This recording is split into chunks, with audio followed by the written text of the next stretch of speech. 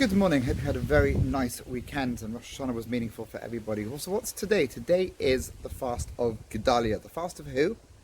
Gedalia was a Jewish man who was put in charge of a very small group of Jewish people who were allowed to remain in the land of Israel after the Babylonian army destroyed our holy temple and destroyed Jewish sovereignty in the land, sending out the king and the royalty and the princes and the leading elite of our people to captivity in Babylon. Babylon is where Iran and Iraq are on the map today. An ancient empire that ruled the world for a long period of time, destroyed Jewish life in the land of Israel.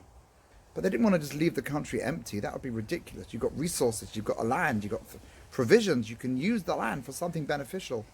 So the Babylonians appointed Gedalia to watch over the small group of Jews that he allowed to stay in the land of Israel. And they were happy to remain in their homeland. After all, this is the holy land for the Jewish people. They were content in staying, even though it meant that they had to take orders and instructions from the enemy, that the king had been kicked out of the country and they were very much disgraced. But to live in the land, who would give that up? If only life was so simple. People have different opinions. And another Jewish person by the name of Yishmael, a name that we don't use so much, or never use it today at all really, name of Yishmael, he wasn't happy. He was part of the royal family and he was deeply humiliated. How can you as a Jew, where's your Jewish pride? Surely you have to respond with violence when people humiliate you. Surely you have to do something. You can't take this lightly, that the enemy are mocking the king of Israel and destroyed our country. How can you take instructions and give money as a tax to an enemy king for living in the land? You got to stand up and revolt. So Gedalia and Yishmael were on opposing sides of a debate.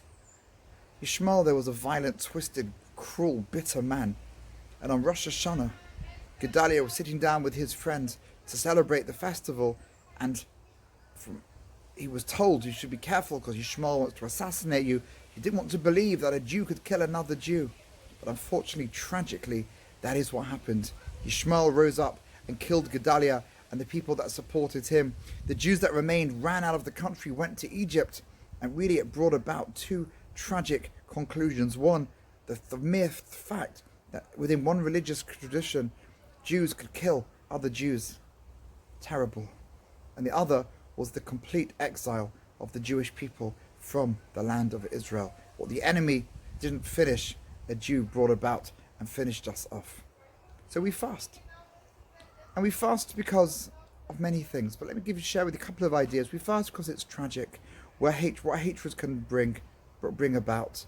You disagree with someone, how are you going to disagree? You're going to be respectful, you're going to get into a fight, you're going to have violence. God forbid, none of those things should happen.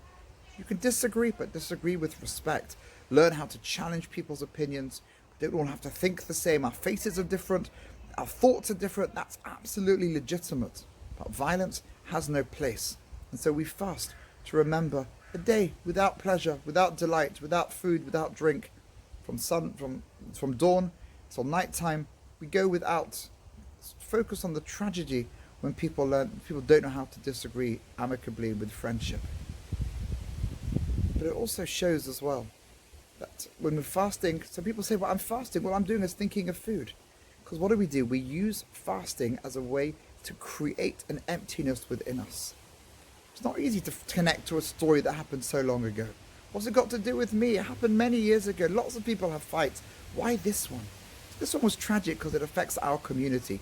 So what do? We go without food and drink for a number of hours. We artificially create an emptiness inside of us. And when we're hungry, when we're thinking, something doesn't feel right today, we need to step back and think, yeah, it doesn't feel right. Things aren't right. Society isn't right. People's relationships aren't right. People fight with themselves. That's not right as well. So right after Rosh Hashanah, we have this halting moment. Yesterday we were celebrating, we were happy, eating delicious food. Today we're taking time to reflect and hopefully creating that world that we want to live in. A world where we can disagree peacefully, we can respect differences, where people's pain and suffering is noticed. We don't walk past people and ignore those whose lives are different to ours, those whose lives are in pain. Let's take a pledge today.